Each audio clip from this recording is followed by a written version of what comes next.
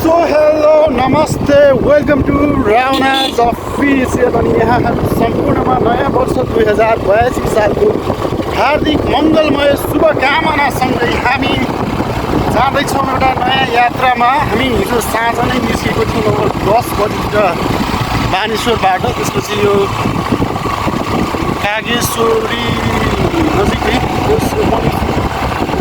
भन्दा 1 घन्टा तलको बाटो रिसोर्टमा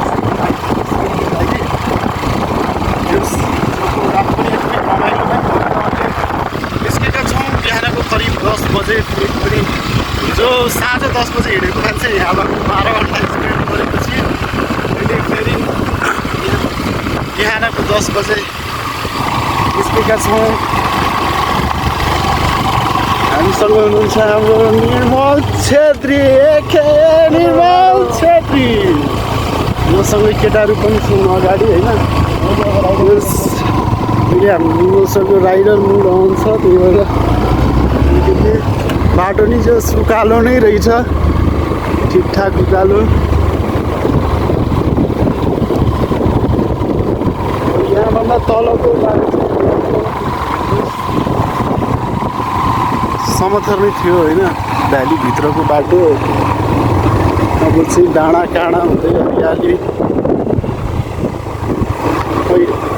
यहाँनिरदेखि चाहिँ यहाँसम्म चाहिँ ढलान बाटो थियो भने यहाँदेखि चाहिँ यति बेला हो कि होइन अगाडि पनि ढलान बाटो नै रहेछ।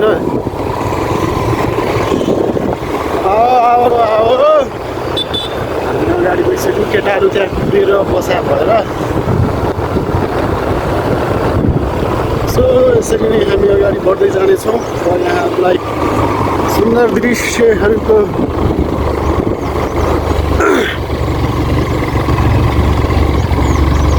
सो यहाँदेखि चाहिँ अब त्यो ढलान बाटो छैन रहेछ, यस्तो बाटो छ।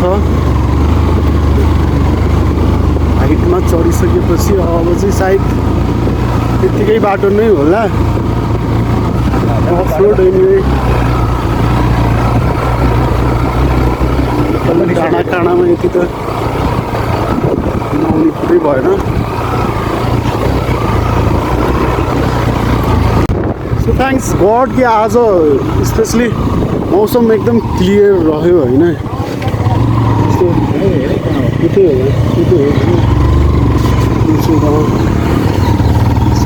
मौसम चाहिँ एकदमै क्लियर छ। हिजो अस्ति अलिकति बिहान बिहान खराब मौसम भइरहेको थियो, जस्तो भएको भए चाहिँ अलिकति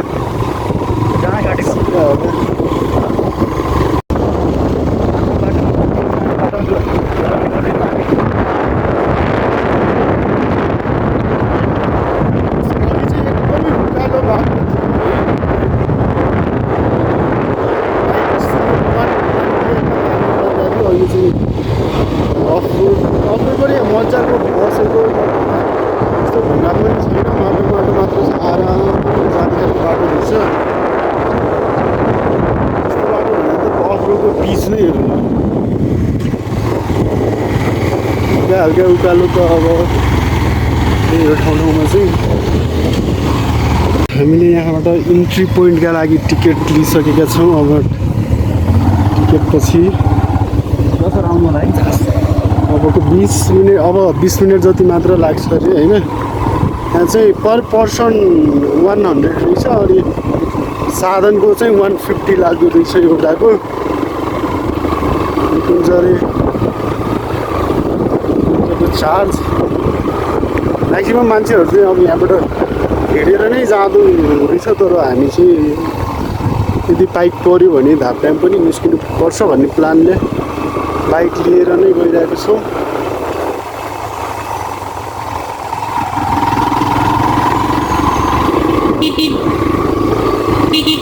कमै मान्छेहरू हुनुहुन्छ ट्रेकिङको लागि।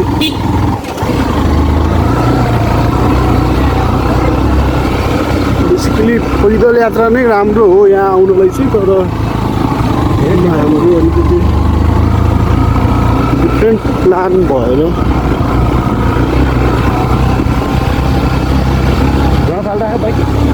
यहाँबाट चाहिँ हाम्रो पैदल यात्रा सुरु भएको छ तर एकदम मजाको बाटो रहेछ है पैदल हिँड्नलाई नै सिँढी रहेछ केटाहरू एकदम जोस जाँगर सहित सन्तु हाउ इज द जोस रमाइलो छ नि नयाँ वर्ष दीपक सरको कस्तो छ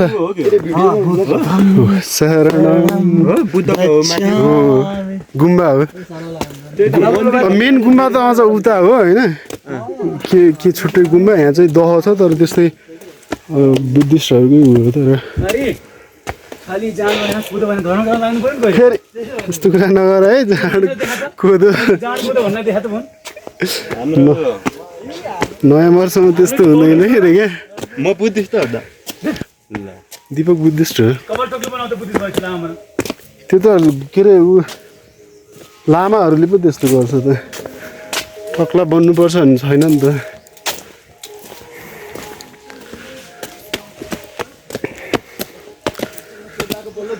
मेरो यस्तै बाटो तर 3-4 घन्टा हिँड्न पायो भने चाहिँ अलि आनन्द हुन्छ यो जम्मा 10 मिनटको बाटो रहेछ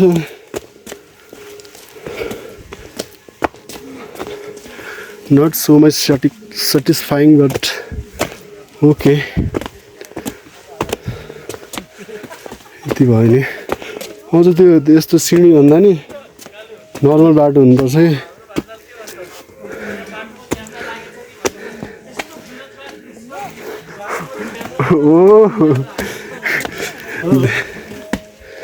के अरे यहाँ त छैन कि यहाँ अब बाघ भालु नहुने ठाउँमा कि नत्र त्यो अन्त बाँकी निकुञ्जमा हालेको छ नि क्यामेरा त्यतातिर चाहिँ बाघ साग हेर्नुपर्छ त्यही भएर बाँकी चितवनतिर चाहिँ हुन्छ अब यहाँको यो शिवपुरीमा बाघ भालु त त्यस्तै हो बाँदर र लोखर्कीहरूसम्म चाहिँ छ यहाँ चाहिँ त्यही हो त्यो बाहेक अरू चाहिँ 2067 11 महिना 6 गते मनुष्यद ल्याएर रहेछ भुइँमा यो बनेको हो क्या 2067 मा सुर्खेततिर जान सुर्खेततिर गयो भने त ठिकै हो बाँके जस्तै नेपालको पहिलाको 75 अहिलेको 77 वटा जिल्ला मात्रै बाँकी मात्र यस्तो जिल्ला हो जहाँ त्यो डाँडा भन्ने एउटा पनि छैन कि 100% समथर भएको जिल्ला हो बाँकी बाँकीमा केही पनि छैन गर्मी बाइक बाँके तराई नै होइन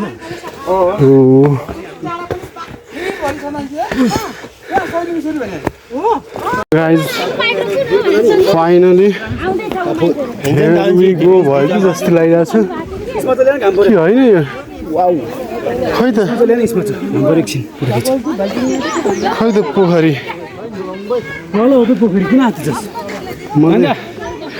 पोखरी भएको ठाउँमा आइयो कि होइन अन्त पिकनिक स्पट जस्तो रहेछ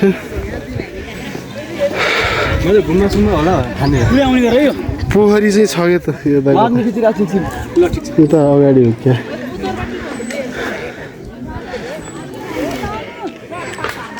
सो गाइज त्यहाँबाट 2 मिनटको बाटोमा अब हामी निस्केका छौँ यता केटाहरूले फोटोसोटो खिचे अब चाहिँ यस्तो भ्यू छोडेर तपाईँ अब कहाँ जान अरे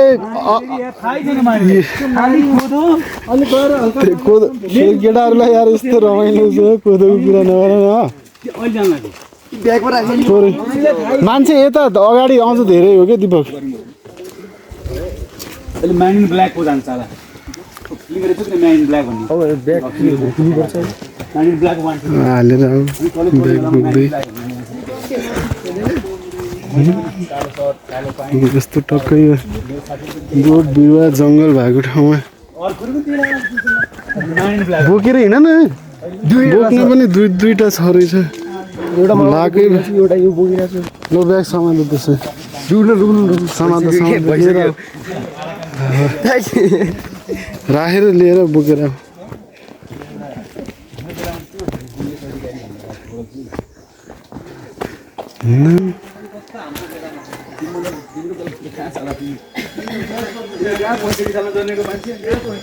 साला 65 मा जन्मेको रे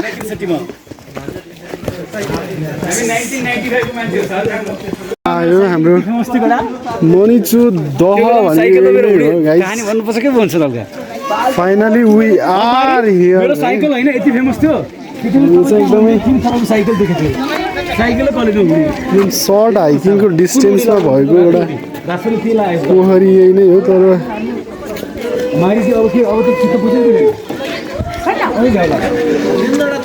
यस्तो भ्यू भन्दै थियो नि भ्यू यहाँ पनि छ नि तपाईहरुले गलत बुझ्नु भयो के रे नाइ भ्यू वी अन्डरस्ट्यान्ड हाम्रो केटाहरू निर्मल सरलाई टट्टन चाहियो अरे होइन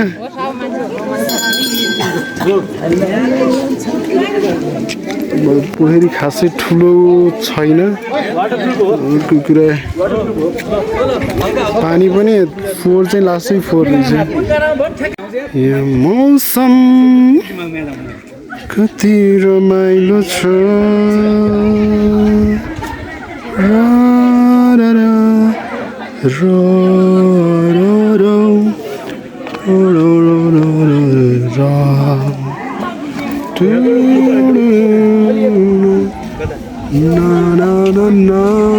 सो गाइस फाइनली हामी मनिचु दहलाई बिदाई गर्दै फर्किँदैछौँ अब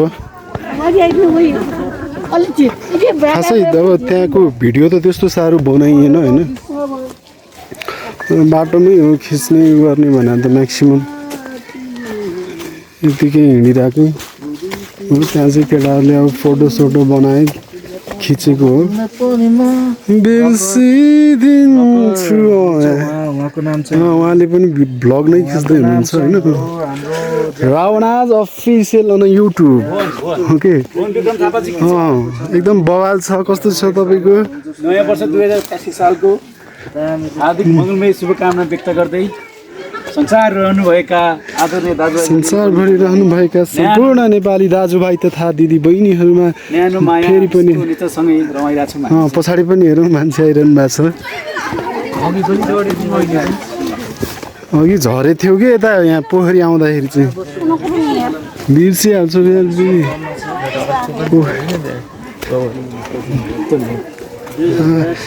एकदम एउटा म्युजिक भिडियो खिचिदिनु पर्छ क्या नि पछाडि मान्छे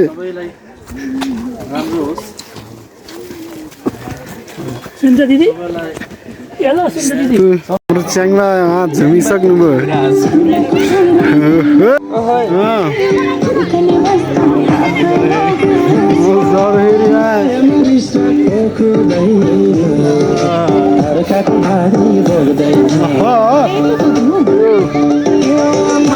सुरत डान्स हेर्न मन छ भने युट्युब च्यानल सब्सक्राइब गर्नु होला ब्याग छोडेर डान्स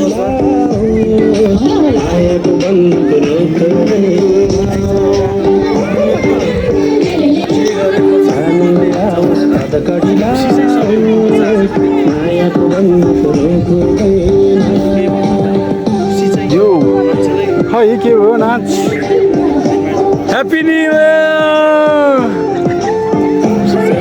हामी मनिचु दहबाट तल झरिसकेका छौँ हामीले बाइकहरू पार्किङ गरेको ठाउँमा होइन यहाँ सक्छौँ हामीले टन्नै बाइक गाडीहरू अब हामी जानेछौँ यता के अब लगभग तेर्सो बाटो नै हो माथि डाँडै अब अहिले कति लगभग करिब 12 बजेको छ दिउँसोको अब आधी 1 घन्टा जतिमा धाप ड्याम त्यसपछि अब त्यही खानासाना हुनसक्छ यदि भयो भने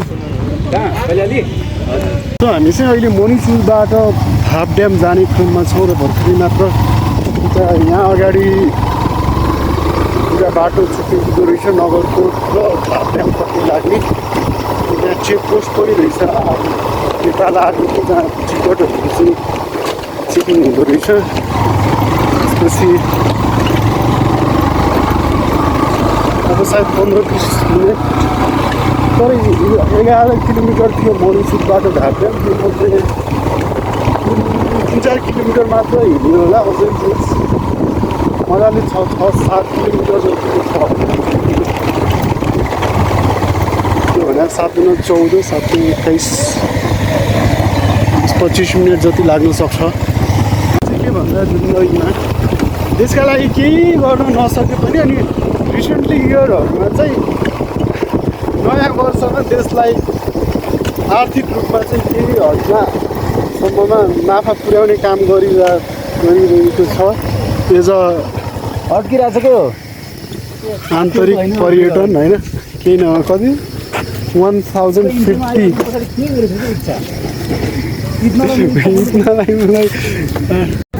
सो गाइज हामी पुगेका छौँ धाप ड्याममा नयाँ वर्ष मनाउने।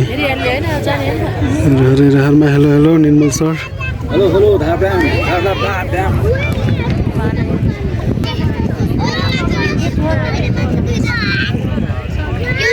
सो हाम्रो धाप ड्याम घुमघाम पनि सकिएको छ।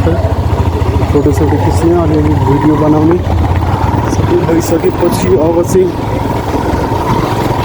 पेटलाई पनि पूजा गर्नु सक्ने चिसापानी जाँदैछु। रेस्टुरेन्ट त्यही छ होटेल रेस्टुरेन्ट। यो धाप ड्याम नजिकै छेउछाउमा चाहिँ नभएको कारणले खाना खान जाँदैछौँ चिसापानी। त्यसपछि कति टाइम हुन्छ 1-1.5 घन्टामा चाहिँ निस्किनुपर्छ। सुन्दै छ हामीलाई चाहिँ जहाँ यहाँबाट जाँदा जहाँ सबभन्दा अगाडि सुट भेट्छ त्यही नयाँ लाग्छ यो मौसम सुस्तरी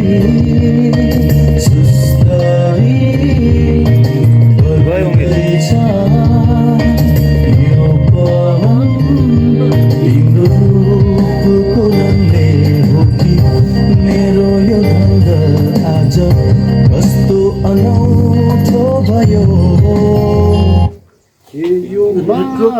फोन आयो यार कसको यार दुर्गेश थापा गान लगा न यार छोड्नु फोन आएर ल्याङ भइरहेछ। कसले फोन गरेछ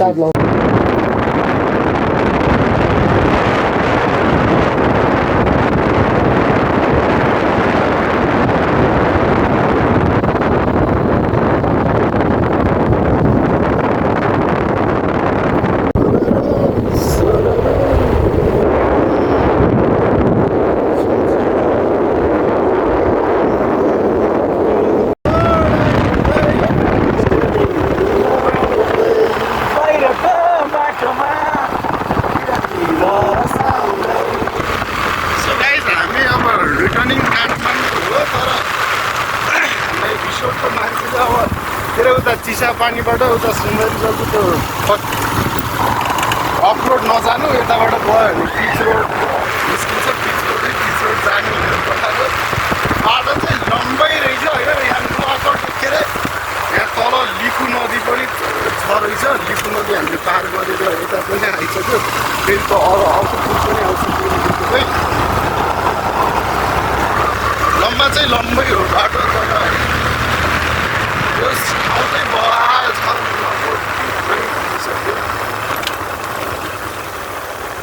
उता सुन्दरी जलबाट भन्दा लगभग मोर देन 2 टाइम्स छ रहेछ। यसो हेर्दा बाटो चाहिँ टोट छ आनन्दको सरर निस्किने खालको। तल छ लिखु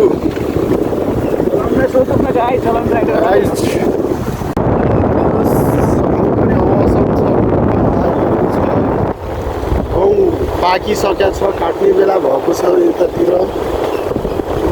कति भर्खर मकै उम्रेर त्यो ठिकठाक गोड्ने बेला हुन रहेछ। यहाँबाट लेफ्ट नाउ गुर्जे भन्ज्याङ निस्किनलाई त्यो मेन रोडबाट गयो भने चाहिँ सिधै नुवाकोटको के अरे सदरमुकाम बिदुर निस्किँदो रहेछ। यो चाहिँ लिखु हो है।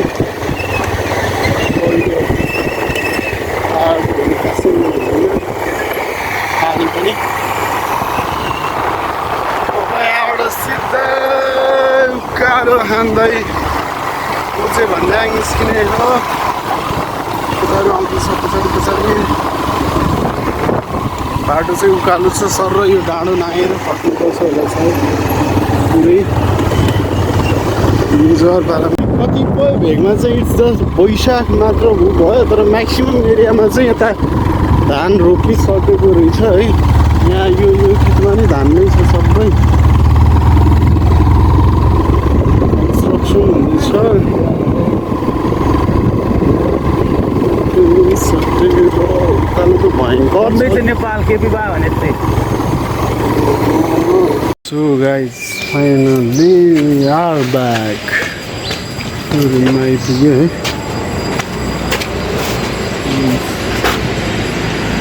Thank you so much guys for watching.